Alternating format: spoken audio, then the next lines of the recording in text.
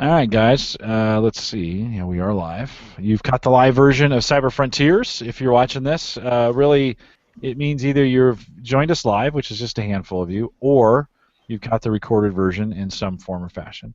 We're about 10 minutes before the show, so you can go 10 minutes ahead if you want. You can stay around. We'll probably chit-chat a little bit. These guys are in the midst of, is it finals or not finals, but midterm, or what's going on that's like you're all getting crushed at the moment? What's the Midterms, lots of midterms. midterms going on right now? So I don't know. Maybe it's just one for most people, but it's is two for everybody? me. So So Ashton, you're getting crushed. Christian, yeah, you're in a crushed mode. We all have a stat midterm tomorrow. Okay.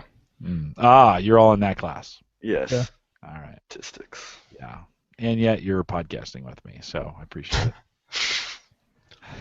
it. Think of it as a brain break. You just need to, get away and give yourself. I'm sure you're all ready to go, right? Yeah, we could go with that. I think so. I'd agree. What time is the midterm at? 12:30. Yeah. Oh, that's not too bad. yeah. Nobody's going to pull an all-nighter for this kind of thing, right? You get ample No. sleep, so you're feeling pretty good the next day. I just don't. I don't Pulling think all anyone's gonna nighters do in that. this major is not worth it at all. Yeah, okay. Well, to finish projects, it is. To finish projects, not to get ready for midterms. One time, Christian and I had a multi-threaded monster of a project, Oh my god. and we both stayed up until like 5 or 6 a.m. to finish it. I And st- at the end, we still no one had like a good solution, so we ended up just like submitting what we had and hoping for the best. And the professor was basically like, "Oh, Sorry, guys. I'm sorry," and he gave like practically everyone with any like semblance of working code a 97 on it. So we're like, all right. Anyone who was passing tests, but But basically, at that point, I was like, well, I've been passing tests for 2 days, but it's not actually working. here's I how wish I had here's learned how that. that happened. I got in my car the night before, drove to work, and locked myself in my office door, saying I'm not leaving this office until this is done. I made it till 8 o'clock in the morning. Felt just utterly terrible. Oh yeah, you feel like crap. Decided I was going to go back to campus. Drove back to campus, slept for 1 hour, got back up and tried to submit my code. Realized I had a infinite loop problem that only showed up if 3 threads were spinning up. All the other threads worked fine, so I said, you know what? I'm just going to lock over the whole critical section so that it's really a single-threaded application, but no one will ever know. And submitted it and just called it a day.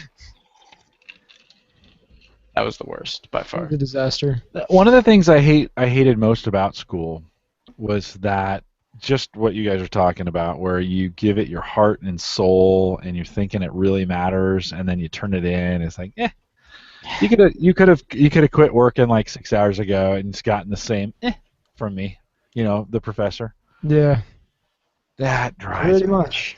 Yeah, that drives me nuts. You almost want them to grade it hard just so that you'll feel good about giving it the old college try, as they say. I'm not going back to school. It's just like no way. Come on back, Jim. No way. Work's hard enough, man. Work's hard enough. I'm already up all hours of the night, so.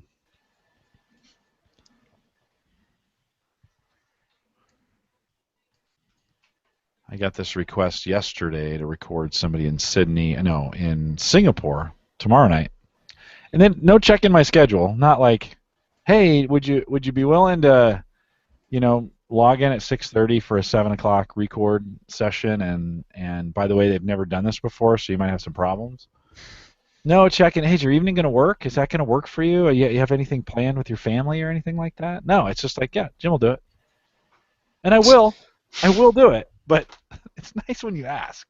Yeah. Just ask for somebody to ask. All right, let's see. Maybe we'll kick it off a little bit early here.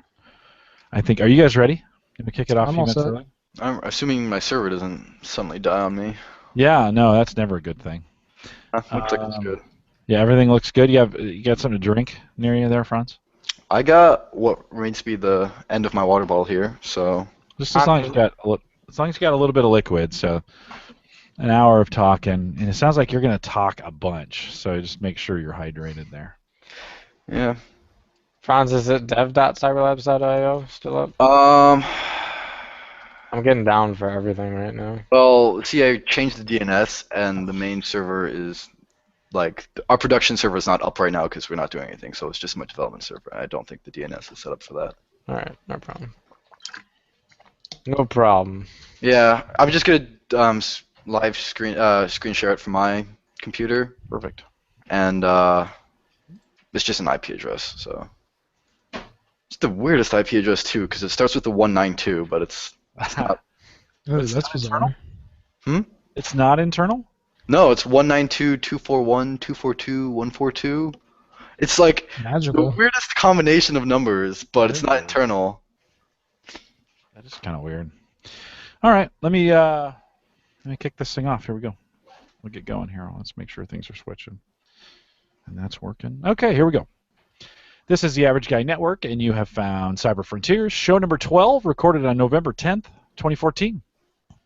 Here on Cyber Frontiers, we explore cybersecurity, big data, and the technologies that are shaping the future, all from an academic perspective.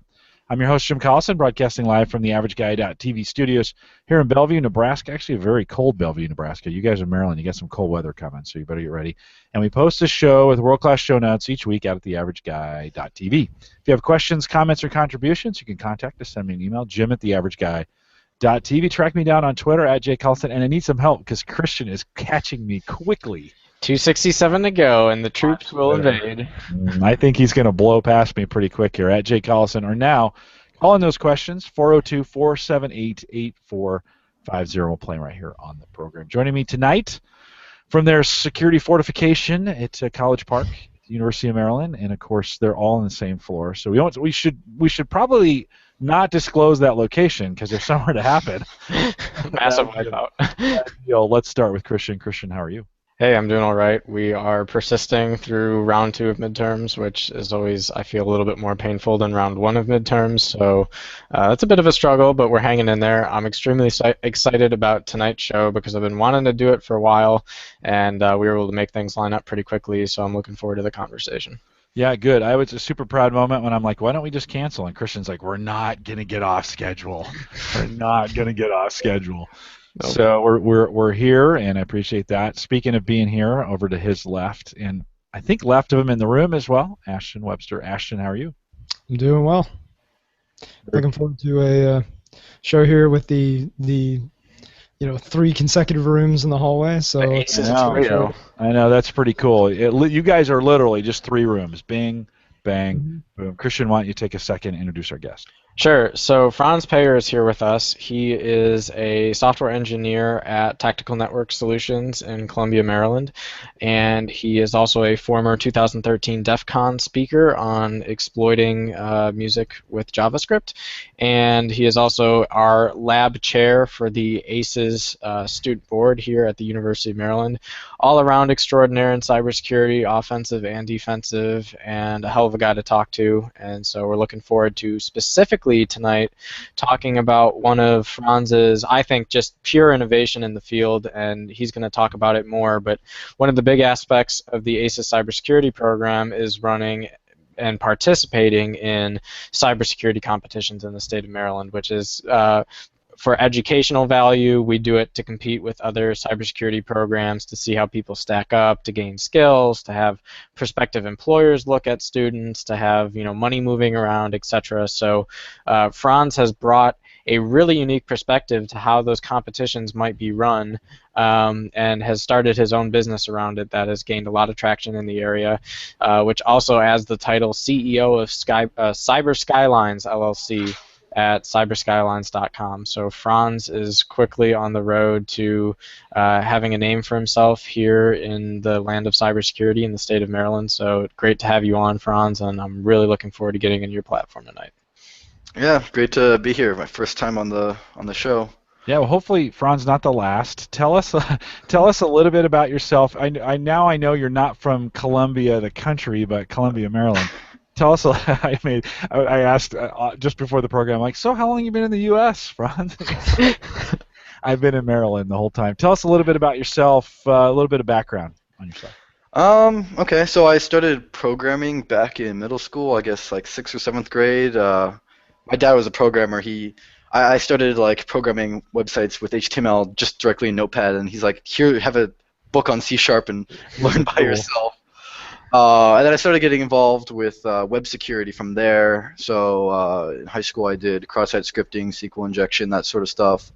That led to my DEF CON talk, where I spent 3 years of researching from like my freshman, sophomore, and junior year in high school. I was researching how a lot of services, like big ones too, like Pandora, Spotify, Last.fm, a lot of these big services, they weren't, they had clients playing their music, which were just purely JavaScript or maybe a combination of Flash and JavaScript, and it was actually pretty easy to go through and reverse engineer their products and then make a tool which mimicked what their products did and allowed you to just completely download all their music. And so that was a fun DEF CON talk that I did last year.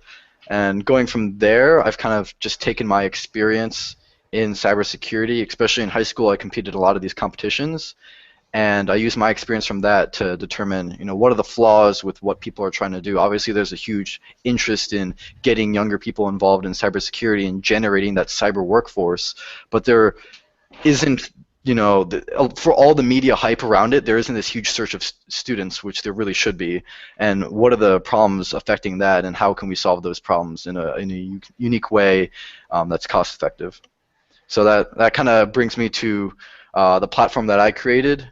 So Cyber Skyline is a company that focuses on bringing cybersecurity to students. So the current model of kind of relying on students to like just take classes to learn cybersecurity is not going to work. I mean, considering the fact that a lot of the schools in the United States, like high schools, don't have computer science programs, throwing cybersecurity on top of that is completely impossible. Like doing it for the current computer science programs is hard enough, but getting that to the schools that don't even have computer science programs is impossible. So what we need is a new model that is very conducive to beginners and not intimidating the way that the media makes it sound like. So it's a web platform that is kind of based on this. It's a game, and it's based on this idea that a virtual city has been infiltrated by hackers, and it's your job as the competitor to regain control of the city.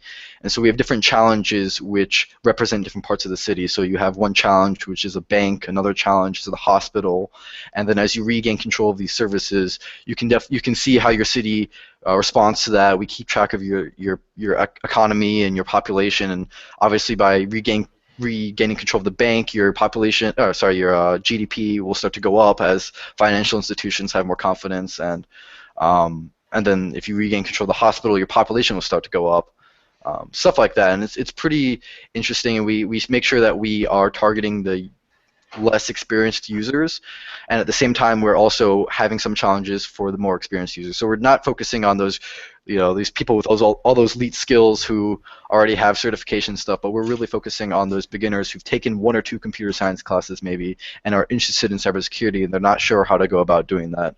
So I run a high school internship program for Gallup, and this sounds like this might be something. Is this something I can plug into my current program and get these kids interested in this platform? Does it develop that way?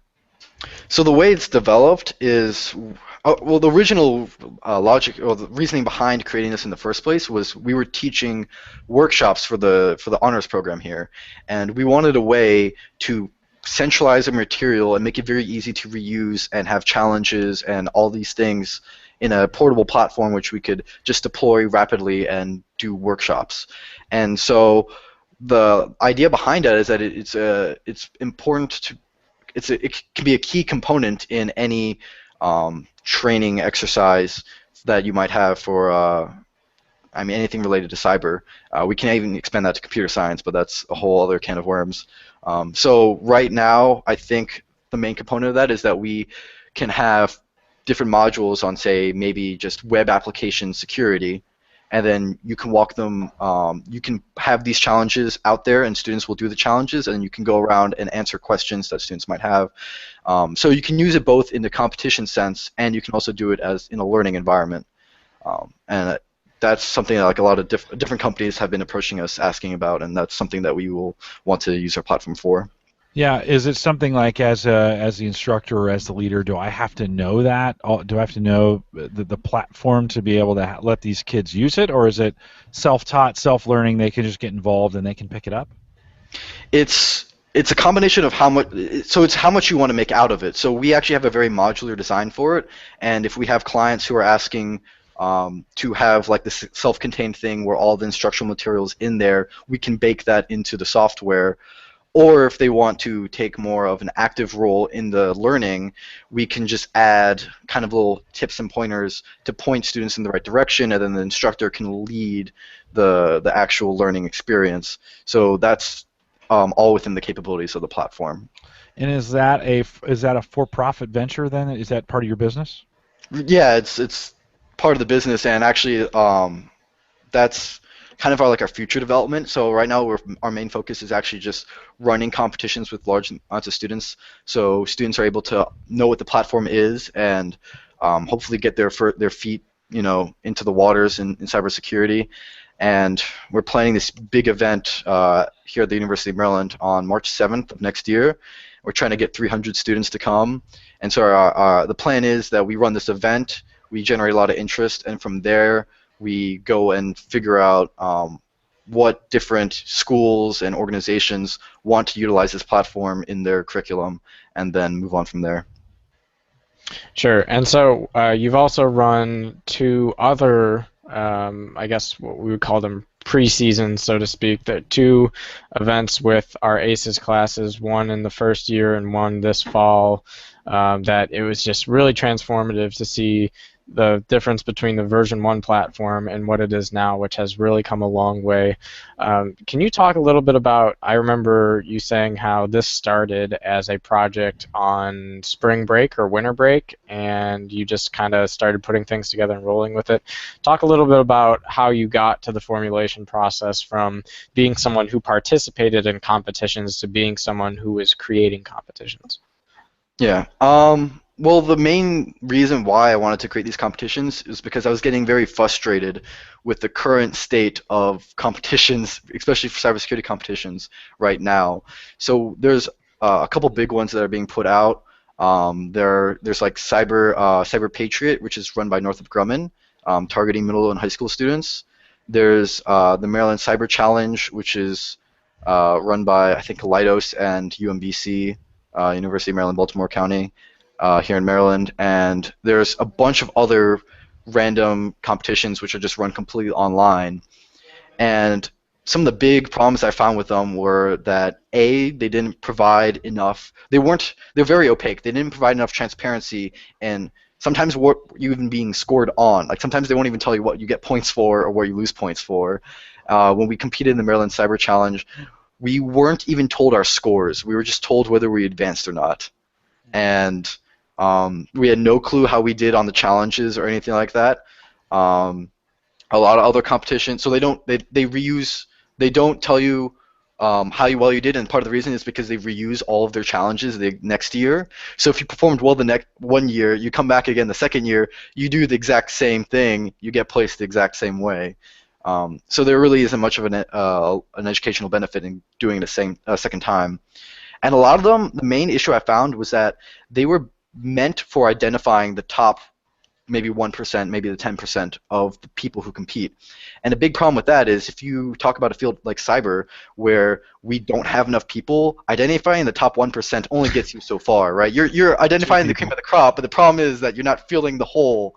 Like we have this huge hole, and if you figure out what's the best, like that's not really getting you anywhere. So the main focus with this platform was that we wanted to make something that was encouraging students who didn't have previous experience and getting those beginners involved rather than getting those advanced users involved. So when I was competing in high school, my team, I founded our high school cybersecurity team, and I was training them. I had my internship at Tactical, and I was training them based off of what I learned at work. I'd come back every week and be like, "This is what I learned at work. Like, let's learn this and make use of this." Whereas there were other schools which had like magnets programs which were based on cybersecurity, so they're learning this every day.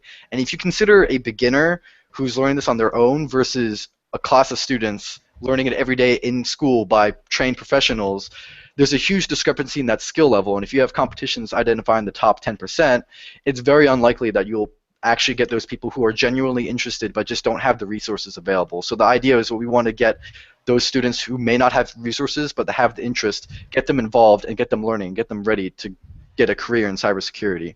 So from there, it was evolved over spring break. We decided to make kind of this Jeopardy-style competition where we ask you questions, you provide answers, and rather than having an active competition against other students. And we kind of rushed it. We developed it in 1 week. We came back and we showed it to the faculty, and they're like, "Whoa, this is actually usable, viable." We actually went from there. We presented it to Cyberwatch and actually Lockheed Martin. So Cyberwatch runs a couple of competitions. They run the CCDC, so the collegiate, or at least for the East Coast, the collegiate cybersecurity defense competition, and they were running this other competition called the National Cyber League, and they were like, "You have some functionality that we don't have in our platform." And I'm like, "Well, they've been working on it for like 2 years, or 2-3 years, and we work on it for 1 week." So they were interested in that, and like we took it to Lockheed, and they're like, "Yeah, this is a lot more modular. It has a lot more capabilities." So there's a lot of interest in it, and from there we just started developing it. And I think the biggest selling point is that we are focused on generating interest and getting those newer students involved, whereas everyone else is focused on identifying the best students. And a big component of what we want to do is this in-person competition, because I think there's a huge value in having these hands-on interactive competitions. So it's team-based, so you work together as a team, and we have these challenges which can incorporate multiple disciplines in cybersecurity. So you might have a multi-tiered challenge where you have to get access to this web server, so you have to via the web, some like SQL injection, right? And then once you get in, you have to crack the passwords, and then once you crack the passwords, you got to log in and look at these files and analyze the logs and stuff like that. So we're incorporating multiple tiers. You have to have someone who knows how to do SQL injection, someone else who can do password cracking. So we're really trying to create these multidiscipline fields in cybersecurity within the competition, and I think that's very conducive to the learning environment that we're looking for. So Franz, when you were if students are working on this and they run into a roadblock where maybe they can't get into the web server, which leads to those other tiered challenges, is there like advice that's given to them when they get to that point, or is there some learning experience that can be gained if they aren't able to continue on in these tiered challenges? Yeah, so the way that we have set it up is the first way of going about that is we have a increasing difficulty scale. So at the beginning you have these very easy challenges, and the idea would be the next challenge will take something you learned from the previous challenge and build upon that. So if you're able to do the easier challenges, it makes it a lot easier to do the challenges after that, and you build off of your knowledge. Plus you have access to the internet to look that up, and we provide hints and descriptions along the way to look at that. And on top of that, when we run our competitions, we really focused on the problem-solving ability of the students. So we want to make sure that they know what they're supposed to be doing, and they might not know specifics, like they might not know a Linux command. And that isn't the focus of our competition, because like that's something that you pick up, that's knowledge that you pick up when you do this multiple times. That isn't a problem-solving ability. So we'll actually give you like a Linux command, or we'll help guide you along the way. So we're really focused on actually making sure that you're learning rather than identifying who's the best person there. So we're not going to give you the answer, but we will help you get the answer and get you along that way. So you really shouldn't be stuck on any one question. And the way that the competition is structured is that if you get stuck on one question, that isn't the end of the line for you. We have multiple paths that you can take. So if you're stuck on this one question, you can move on to a different one and keep progressing through the competition and still place very well even if you're unable to do one challenge. So at the end of the day, you're going to be learning something, and if you still can't get it, you're not going to be banging your head against the wall for several hours trying to get this one challenge. You can move on to something else and still gain some experience and some knowledge by doing something else. Yeah, and one of the other cool things too is when we were playing it in team mode, where we formed teams of 4 at the last competition, we were able to basically have, one person on the team would go down one of the different paths, and then each individual would get down as far as they can, so that you could basically double your profits within the city as fast as possible, which was really fun because most of us would get about 3/4 of the way and then get stuck towards the end, and then 2 people would each start looking at it until you're able to make it up. So that was a really cool aspect of it, is that you could move around through different topics, and it wasn't just all on one specific type of cybersecurity problem. You could do reverse engineering, you could look at code analysis, you could do, there was actually some trivia, I think, even. So there's a lot of cool ways to get involved into different skill sets.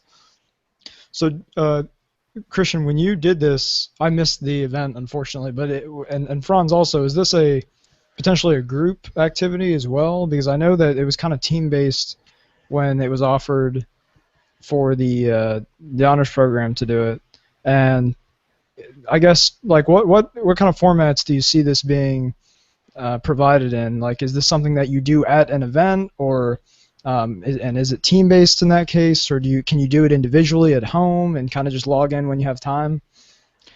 So this is part of our future development, these concepts. So the idea would be that for right now we're focusing on these competitions, and we want them to be team-based because there's a lot of interaction going on when you're in person and in a team, and you can learn a lot more as working together as a team. So that's our focus right now. Our future development kind of goes around this idea of kind of these online learning aspect of it. So that would be individual, and you would be going at your own pace, sort of whenever you have time. We might do some sort of like monthly competition, but it wouldn't be in person and in a short period of time. It'd be over extended periods of time. And the idea would be that if you didn't have access to cybersecurity programs at your school, you could do these challenges that we have and be able to stay on par with some of those people who go through their programs. Obviously, there's going to be a huge discrepancy in the amount of time that you're spending working on it, but that's our hope, is that too many people, actually, for the majority of the people, I'd say probably 90% of the people who came into the Honors College for cybersecurity had no prior cybersecurity experience. And the whole reason for that is because they just didn't have any opportunities at all to get experience. So this is kind of our way of providing that initial experience, so that people, like, if you ask someone, what do you want to do as a career, and they have no cybersecurity experience, they probably won't choose cybersecurity at all. And that's a big problem, is because a lot of different institutions and companies are afraid of teaching these cybersecurity skills to younger people because they're afraid of it being used maliciously. I mean, if they get exposed to cybersecurity for the first time in their sophomore or junior years in college, it's too late for them to fully develop it as a major or as a concentration in college. So they can't really take that as a degree, or they can't even take that to the workforce with that little experience in school. So by making it accessible to younger students, like in high school, then they have the idea of, this is something I want to take a look into as a career, and then they can work on that and hone in their skills in college and then get a job in cybersecurity, rather than finding out that cyber is something they really like in junior and sophomore year, junior year, and it's too late for them to really change what they want to do with their life. So do you see this as sort of a complement to other studies that you'd be taking in cybersecurity, or could you potentially just do this and learn something significant that way? Because I know, and it would even be tough in high schools if it kind of represents a larger issue that you're trying to combat here, which is a lot of high schools don't offer programs in cybersecurity, and that's an issue because, like you said, there's just not enough supply for the demand in cybersecurity right now. But specifically for your company, how do you see that fitting in with with studies, or would it kind of be its own independent thing if it had to be? The flow of students through the pipeline. So the idea is that we would kind of supplement learning. So I'm not aiming to replace learning because I honestly don't think a bunch of challenges is going to be comprehensive enough for you to say that you're skilled in cybersecurity. You definitely need to take classes. You need more interaction. You need projects which are outside of set guidelines.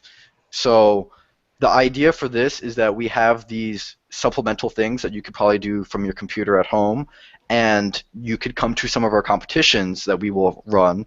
And the whole idea of our competitions is that we are trying to connect the students in the pipeline to corporations and companies. So like probably the only reason why I'm still in cyber is because I was able to get my internship in sophomore year of high school, which is a huge rarity. Like you rarely see, first of all, you rarely see high schoolers getting internships at all. And on top of that, in cybersecurity, that's extremely rare. Like most of them are looking for sophomores, juniors, and seniors in college, not that in high school. They're looking for college students, not for high school students. So what I want to be able to do is, obviously all these companies are interested in getting interns and new hires, so they will be sponsoring these events. It's completely free of admission for students to learn and to compete, and there's even prizes involved. So students come for free, and they compete, and then the sponsors actually get to see the scores of the students.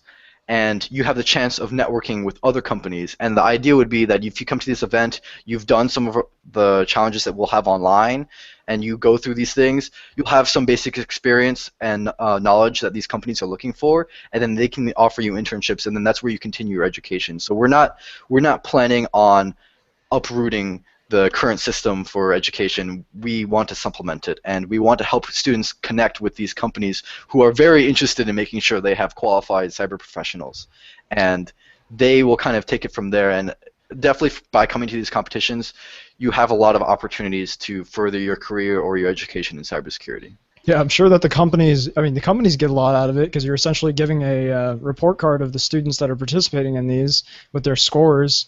Makes it easier for them to recruit and know who's got experience in this. But in addition to, obviously, high school students may not have access to, may not have had. This is filling a void that they didn't have before.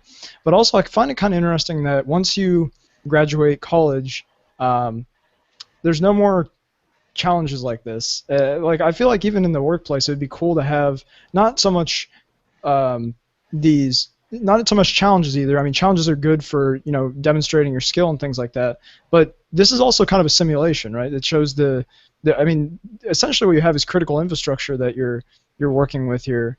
Like for example, the bank and the hospital and things like that you're trying to free up so that you can save this little city that you're in charge of. Do you think there's potential, not necessarily in your company, I'm just talking generally now, for like once you get into the workplace, for more simulations like this to be set up so that you can, get experience, kind of real world but also simulation experience working with these types of challenges? I've actually talked about cybersecurity education before, and I actually had someone who said that, hey, he went to school, got a CS degree, and then decided he wanted to do cybersecurity, and he didn't know where to start. And that, to me, is a big problem. I'm like, well, the system has failed you in two ways. It didn't get you involved when you had the chance back in college, and now that you're out of college, you definitely don't have any resources to do so. And I think a lot of companies are recognizing this, and actually when we talk to Lockheed Martin, they actually run their own internal competition similar to what we're doing, but definitely at a higher level for their employees, and it's kind of a two-pronged approach to have something fun for the workplace and to bring additional skills and experience to their workforce. And I think that's probably the direction that it's going to have to take. You can run these competitions for professionals, or at least post-college people, but you're going to attract a lot less because they probably, like a lot of them already have jobs and they're not willing to part ways with their jobs to focus on education and cybersecurity. They want something to supplement their knowledge and learning while they're taking their job. So I think the way of going about that is running these same competitions, but just internally for companies themselves. And a lot of companies are definitely recognizing this. I would be surprised if big companies like Northrop Grumman or Booz Allen don't do the same thing like that Lockheed is doing.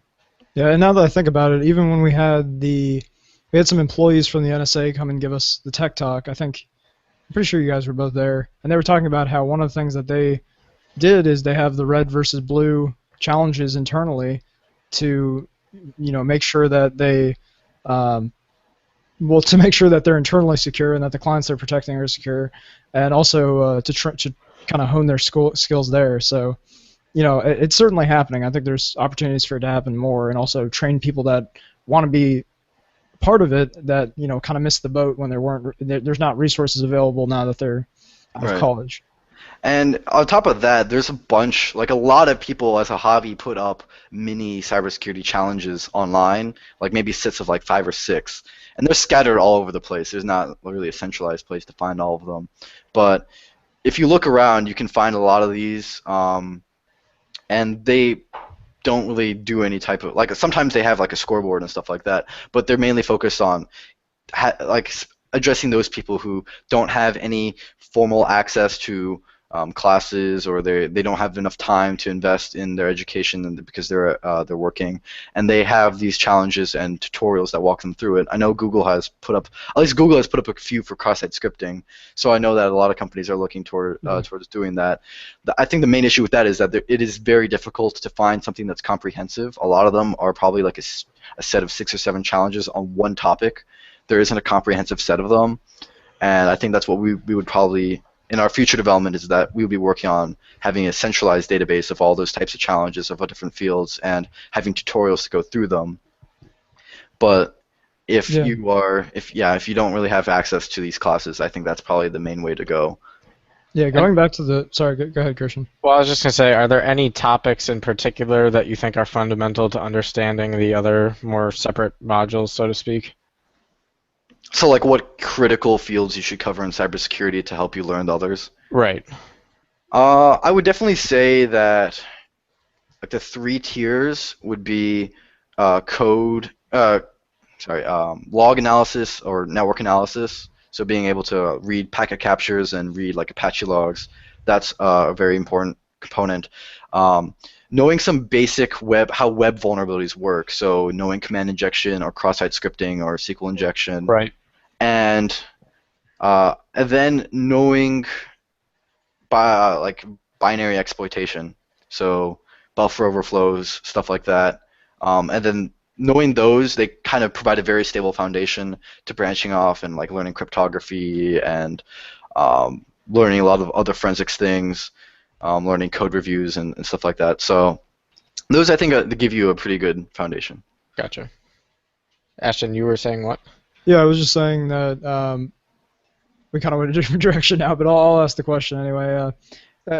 Just the simulations might also be a good way for the recruiters at this company to get an idea of sort of a merit-based way of evaluating applicants. I know for some cybersecurity jobs that I've applied to, they have you do challenges, and having a little bit more comprehensive real-world challenges and simulations like this might be a better way of evaluating different applicants for the position, because you can really get a more comprehensive idea of what they know and how well they're able to perform in a sort of a pressured environment like that. Yeah, definitely. That's actually, we've actually approached that a lot in our planning. And so something cool that we do is the sponsors for the competition, they have the opportunity to create their own set of challenges, and we will integrate that into the competition. And they will get a detailed report of everyone who attempts those challenges. And that way they can add their kind of own pre-screening process into the competition, and people who are interested can do those challenges. So it's a way of both matching. So like the idea would be that if you have a forensics company and they put up forensics challenges, and maybe another company that has web vulnerability, they do web vulnerability security, and they have their own 2 sets of challenges, a competitor can do both sets of challenges and decide which company they would rather work for based off of what work they would be doing. So it lets the users decide where they would want to work, and it also lets the employers decide who they want to hire and who they want to as interns. So it's a really cool way of making this connection between the supply chain and I guess the demand of the corporate force. Yeah, I think you can get really accurate information on both sides for the applicants and the recruiters. It's just an all-around cool experience. Actually, it kind of reminds me of, I believe the website's called Kaggle. It basically hosts these machine learning and like big data challenges. And what the companies will do is they'll put out some like sanitized or some like subset of data that they have and provide like a challenge to see who can best label it. So, like for example, I think one of them was like a Russian eBay-like site, and you had to find if the posts on it were spam, for example. And the person that was able to do it the best got some award, and I'm sure probably was looked at by the company for, to get them on board as well. So, if you can do similar things, the challenge with cybersecurity is in a lot of cases you don't want to necessarily do that real life of experiences because you risk your own vulnerabilities in that case. But it would be interesting to see that sort of like crowdsourced challenge where you can also get a better idea of who knows what. So Franz, do you eventually see some sort of open data model for the platform where anyone would be able to go online and submit particular modules for the platform, so there's almost an open version of the competition platform where anyone can go on, create new challenges, and then other people can try those challenges? That's definitely a possibility. Future down, yeah, I think that we will definitely incorporate that model. Like the code for the platform itself would be closed source, but we will have an API which will be public, and you can make your own challenges, and we will host your challenges.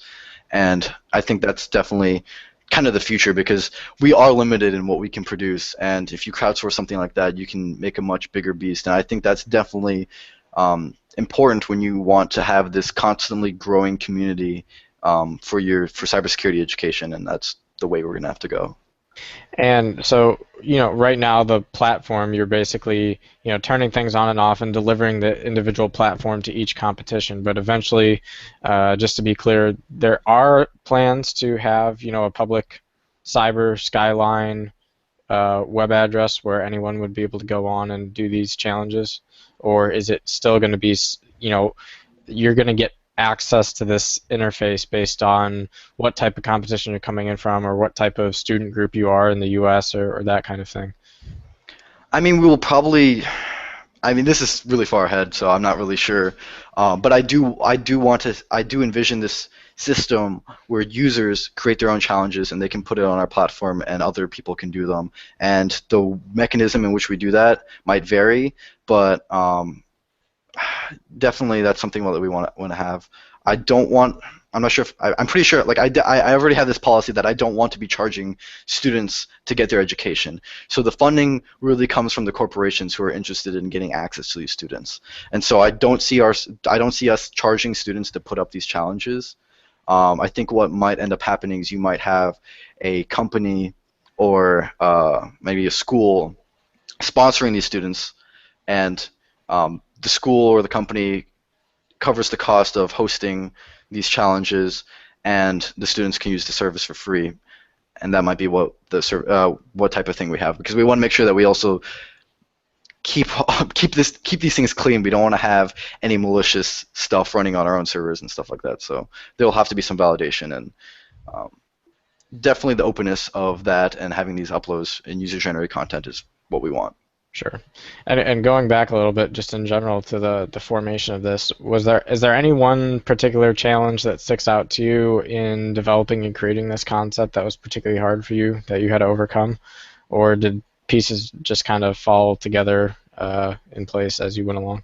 Like with technical capabilities? Yeah, I guess technical, business model. I mean, were there any serious revisionary processes where you said you were thinking you were going to do one thing, but then you shifted gears and ended up doing something else?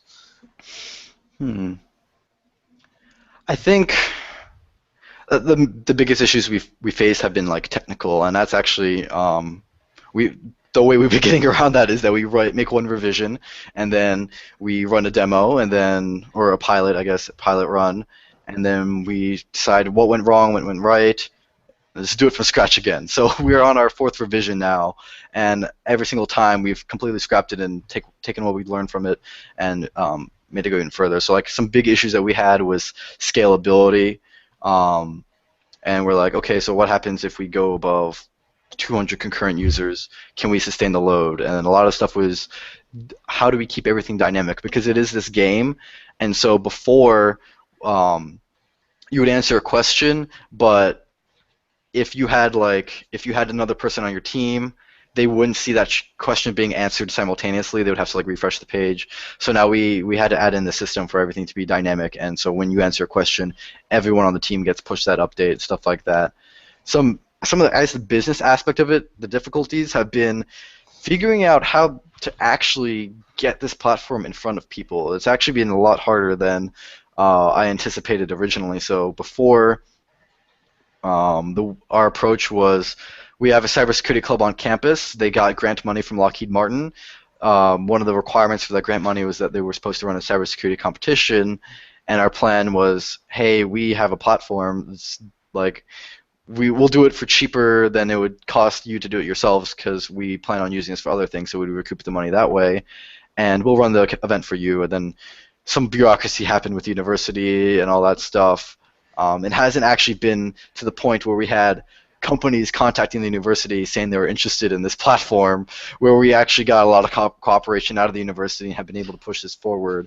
And so to get in front of students, I mean, I've had the honors program here, and I've had to take this platform to high schools back in my county, where I contacted some people I knew back from home, and I bought Amazon gift cards as prizes, and I went to a class of students, and I'm like, hey, first place gets $25, second place gets $15.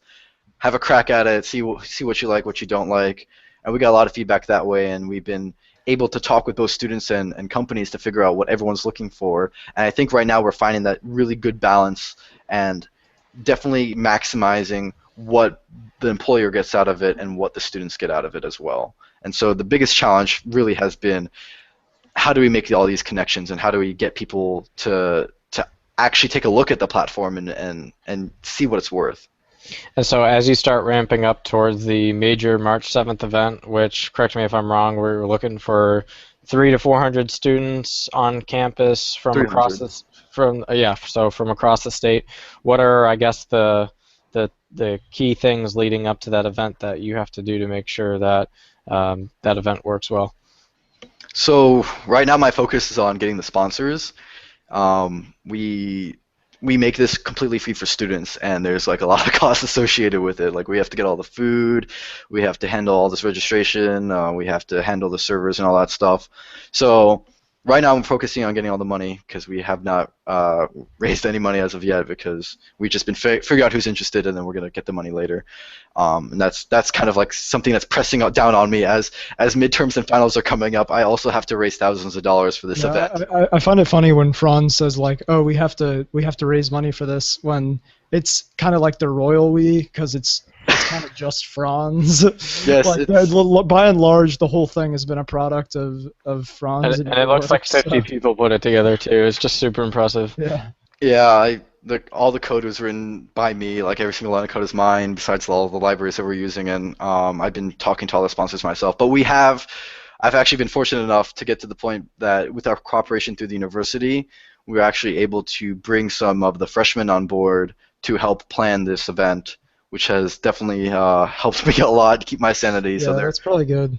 they're helping do some of the marketing. They're helping do a lot of the logistics involved with this. We're getting some of them to create a website with the registration forms and resume upload system and all that stuff. So that's definitely been a lot of help. Is there any other? Sorry to cut you off if you weren't finished. I'll ask my question in a second. No, go for it. Is there anywhere else that's doing this sort of competition as a service type thing, or is this a unique company? Because I've never Oh most no, of these Ash are just created a new word, competition as a service. Now we have an ash to add to CAS. CAS, SAAS, and IAS. Oh CAS. no. Oh no. Should have service. So there are a couple of people who do this type of thing, but it's at a much different scope and level. So Carnegie Mellon runs Pico CTF, which is the same sort of idea. You have a bunch, a bunch of challenges, and it's a game which they've developed in HTML5 now because they've managed to merge their creative software developers with their technical software developers, and so they have a game where you have challenges, and it's done via HTML5. It's actually pretty impressive, and they run that every year for high schoolers, but it's open to everyone, so only high schoolers can win prizes, but everyone can compete. But I think the major downfall for them is the fact that they don't have it in person, and there's a huge component in learning and interacting with these companies who are going to be leading your future in cybersecurity. So I think that's kind of they're definitely in the right direction, and I have to applaud them for what they've done because I have not seen any cybersecurity competitions run that well and have been they're very knowledgeable in their challenges, and you learn a lot from them. And so they've done it very well, but they have these pitfalls which prevent them from having the maximum impact that they can have. And so I think what we're doing is kind of revolutionary because not a lot of competitions do this, like the in-person component, even do the in-person component, and the ones that do are those selective ones where you have to probably go through an online qualifier, and then they take to like a top 8 or whatever, and they have a semifinal round and final round all in one. But when you do something like that, you really exclude the beginners, which you should be targeting and not excluding in the first place. So this is definitely something new, something I haven't seen before. And what we're really trying to incorporate here is this hackathon model. I don't know if how familiar people are with that, but the concept is that you get a large number of people in one place, and you have them all work on these challenges.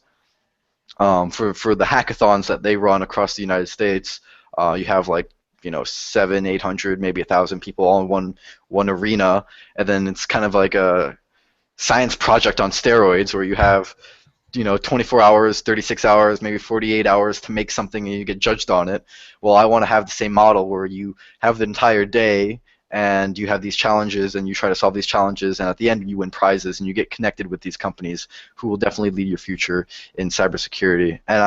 And we're combining the best of both worlds here. We want to make sure that we have the challenges that you need, and we want to have this really, really hands-on environment where you will learn a lot, no matter what background you have. If you have a pretty stable background in cybersecurity, you can still come out of this learning something, or at the very least, you get a network with a lot of cool companies who like these types of things where they want to get students involved. All right, well, I'm sold. Did you say you had a demonstration or? Oh yeah, that's right. You want to go over the demo? Yeah, that'd be that'd great be cool. to see. Okay, well, let me switch over to the screen share mode. All right, I want to make sure. Can everyone see this, first of all? Yep, you're good. All right. So this is the platform here. I'm just going to log in. And the main thing that my resolution's slightly off. Okay. So we provide, like I mentioned before, we provide you with multiple paths that you can take. And this is kind of the way we present that. We have different challenges. This is a kind of a alpha version, I guess, that we have. So this one down here has a storyline behind it, and the rest are just kind of topics. So we have reverse engineering, we have some forensics, some crypto, a little bit of trivia. But I'm going to go dig into this one here that we have. So we have this pretty cool interface that we've been working on. A lot of competitions, they don't spend a lot of time on the user experience, and it's very important to have a good user experience, especially if you're trying to attract beginners who will be turned off by those types of things if they're not done well. And I'm just going to go straight into the first challenge here. So these are JavaScript challenges, and you have this terminal here. I'm not sure how easy it is to see. Oh, yeah, it's kind of clear. You're fine. Okay, and the idea is that some hackers have exploited this support terminal that sysadmins for this bank were using to log in, and you have to find the password. So we click here, and we get some information about the challenge. So the terminal is connected to a support system at this the POSIX Bank, and if you gain access to it, you can get into some other internal systems, and you hit this hint button that says the password is somewhere on the page. It's just hard to see it. And you click on View Source, and we have this built-in IDE for our competition platform here, and you can actually see the relevant source code. So we actually remove all the UI stuff that we have that isn't relevant to the challenge, and you see here that there's this paragraph which has the password is super secure in white text. So actually, if we highlight the page down here, you can see that the password is just in white text with a white background. And if I type in super secure, I get marked instantly as correct. And something cool that we have is that a lot of these challenges, you get rewarded for solving them earlier. So this one gives you a benefit of $25 a year, and for demo purposes, I said a year to a second. And you can see this, our money is just steadily increasing as we go on. And then these get more difficult. They get more difficult as you go on. We've got, I guess I can go into this one. This one's a little bit more complicated. So here we have a username that's hard-coded. It's teller123, and we have this password, which are these character codes, which you have to know that you probably have to evaluate this JavaScript function or go online and look up the character codes. So it's slightly more difficult than the previous challenges, and we're just building upon that knowledge. Like, oh, I have to view source, and I have to look at the code, and I have to interpret what it's saying. And if you have some basic computer science knowledge, like, you can definitely see, if you have white text that says the password is super secure, you can do that, and you can move on from there. And this is all part of this comprehensive progressive learning that we have, and you can see every single challenge has its unique interface. So this one is this admin panel for bank tellers, and this one is a wire transfer form that they might have. So it's a pretty nice interface that we have, and we have these hints, and we provide you tools, which is definitely something I haven't seen before, is that we actually provide you tools to help you solve the challenges. A lot of competitions will just throw you out there, and they will say figure it out on your own. And I definitely competed in competitions where I've just been there twiddling my thumbs, not sure like what the challenge actually was, let alone how to do it. And sometimes I actually competed in this competition that MIT did, where they created their own Python interpreter, and you had to reverse engineer their compiled Python code. And like, they made this really hard challenge, and they provided no tools or any way for you to, like, any help for you to solve the challenge. And if you're a beginner, and I actually saw, like, we had around 20 students compete in that competition. 10 of them just left within the first hour or two because they're like, I don't know what to do, and if I sit here for the entire 8 hours, I'm still not going to know what to do. And they had this moment, like 4 hours in, where they're like, maybe we should give them a hint. And then they gave them, like, they gave away one hint, and then suddenly everyone was actually able to do something, and then they got stuck after they completed that challenge, and they needed another hint. So I think it's a big component of these competition platforms to actually provide ways for you to, tools for you to actually solve the challenges. And everything's dynamic here, so we have this timeline that you can see. This money is steadily increasing over time as I get that extra $25 per second here. So there's a lot of I'm number one on the leaderboard, as you can see. So there's a lot of tough competition out there. Tough competition, yes. I'm competing against these fake accounts which no one's logged into. But there's definitely a lot to learn, and I think the way that we approach the challenge of getting students involved is unique, and it provides a lot of opportunities for students to learn. And especially since we have this platform where you can choose which path you want to take, and you can choose what's interesting to you. Like, if you want to do reverse engineering challenges, go ahead and do that. Or if you like crypto, just go for it. We're not limiting you in what your path is. And the way it's supposed to be structured is that we'll eventually have more challenges than it is possible for you to legitimately do within the time limit.